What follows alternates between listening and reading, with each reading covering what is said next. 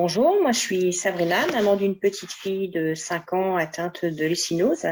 Et là aujourd'hui on témoigne avec mon mari Bastien. Moi, je suis Laetitia, maman de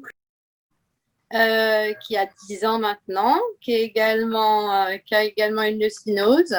Bonjour, moi c'est Cécile, je suis maman de deux garçons. Mon dernier a 5 ans et a la leucinose.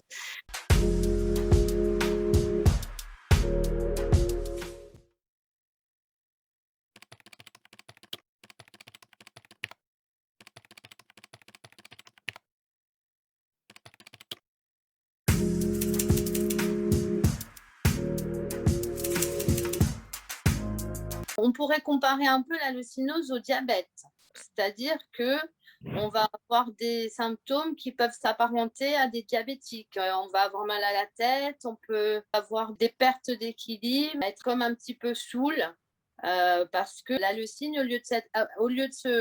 donc la leucine, donc leucinose, au lieu d'être évacuée, elle va directement dans son sang et l'intoxique. C'est un peu comme le diabète, c'est-à-dire que le sucre, au lieu d'être éliminé par le pancréas, il va dans le sang et il intoxique également. Donc, ça peut donner tout un tas de phénomènes qu'on ne maîtrise plus, qu'on ne peut plus maîtriser, et ça peut aller jusqu'au coma. Il peut avoir des problèmes neurologiques et ensuite tomber dans le coma. C'est ce qui arrive souvent à la naissance.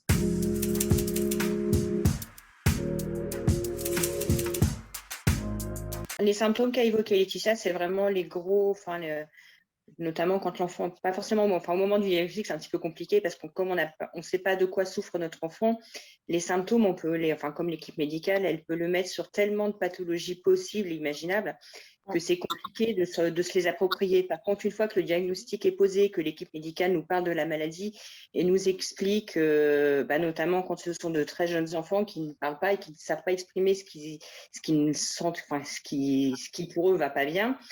Voilà, c'est des symptômes qui sont, voilà, c'est un enfant qui va refuser de s'alimenter correctement, qui va être assez somnolent, beaucoup moins tonique, c'est les premiers symptômes qui viennent nous alerter effectivement en tant que jeunes parents d'un enfant récemment diagnostiqué leucinose, effectivement. Nous, avec notre enfant, notre fille de 5 ans, concrètement maintenant, on devient très alerte quand on voit qu'elle est... C'est une petite fille qui est bien énergique, mais qui est beaucoup plus... Alors, nous, la nôtre, elle va être dans une phase d'hypertonicité, d'hyperactivité, avant d'être dans une phase complètement où elle va être complètement cassée, un peu atone dans son énergie. Et elle va rechigner un peu à manger, elle va être beaucoup plus fatiguée, elle va réclamer la sieste, elle va vouloir se coucher plus tôt, elle va faire une nuit beaucoup plus longue qu'à l'accoutumée. Et c'est ce genre de petits symptômes qui nous font, voilà, même si toutes les semaines, voilà, elle a une petite prise de sang faite toutes les semaines pour contrôler ses taux de façon hebdomadaire auprès de l'hôpital auprès duquel elle est suivie. Même sans attendre les résultats, dès qu'on voit ces symptômes apparaître, on sait pertinemment que les taux vont pas être bons. C'est surtout que là, étant plus grande, elle a 5 ans, c'est plus facile maintenant de voir quand elle est pas bien, en fait, que lorsqu'elle était plus petite. Elle commence à le dire elle-même quand elle se sent pas vraiment très bien. Et c'est vrai que plus petit, tant qu'il n'y a pas la parole, c'est pas toujours évident de voir s'ils sont bien ou pas bien. Il y a juste, oui, l'alimentation qui est parfois plus compliquée, mais sinon, à côté de ça, c'est vrai que on avait un peu plus de difficultés auparavant. Maintenant, c'est vrai qu'avec la parole, en grandissant, et ça se gère aussi, on va dire, un petit peu mieux en grandissant. Quand ils sont petits, hormis le fait qu'ils ne mangent pas comme qu'ils rechignent un peu à manger, c'est un peu plus compliqué. Pour autant, voilà, la situation, elle décompensait beaucoup plus vite étant plus petite. Oui. On maîtrise un peu mieux la décompensation maintenant. Mon fils, c'est la pédiatre, pareil, qui a tilté que son état se dégradait et qu'il fallait partir aux urgences et elle suspectait une maladie métabolique. Nous, on avait eu les urines odorantes. C'était à 10 jours de vie, donc c'est vrai que la maladie métabo du coup sortait un peu en tête de liste des idées pour le médecin. Nous, notre hôpital dialoguait très régulièrement avec Necker, donc c'est Necker qui a posé le diagnostic par téléphone, qui leur a dit vous faites ça, ça, ça, et vous nous envoyez le petit pour une dialyse.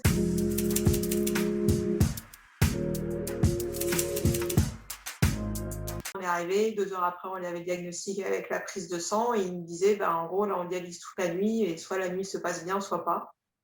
Et dès le lendemain, ils ont arrêté l'apport de protéines. Ils ont démarré, je ne sais pas s'il y avait encore les perfusions à l'époque d'acides aminés, mais ils l'ont mis en régime hypoprotidique, en régime d'urgence dès le lendemain, dès la nuit, pour apporter les calories et tout ce qu'il n'avait pas eu, parce qu'il ne se nourrissait plus quand on est arrivé aux urgences. Et oui, ils ont mis en place tout de suite le traitement parce qu'ils ont eu le diagnostic en 2 heures.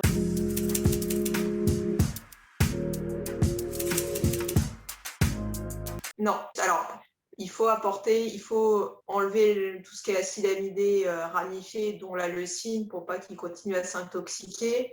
Et pour baisser les taux, il faut apporter plein de calories et les autres acides aminés quand même. Donc il faut que ça soit apporté soit par perfusion, soit par sonde entérale si la perfusion n'est pas possible. Il y a quelques années, on avait des perfusions d'urgence. Là, ça n'existe plus. Les laboratoires ont arrêté de le produire. Donc du coup, il faut que l'alimentation passe par une sonde nasogastrique ou un système de sonde. Et faut aussi apporter plein d'acides aminés pour faire descendre les taux. Nous, quand il est rentré en hospitalisation, il était à des taux de, je crois, de plus de 50. Et le médecin nous a dit que si le cerveau n'était pas...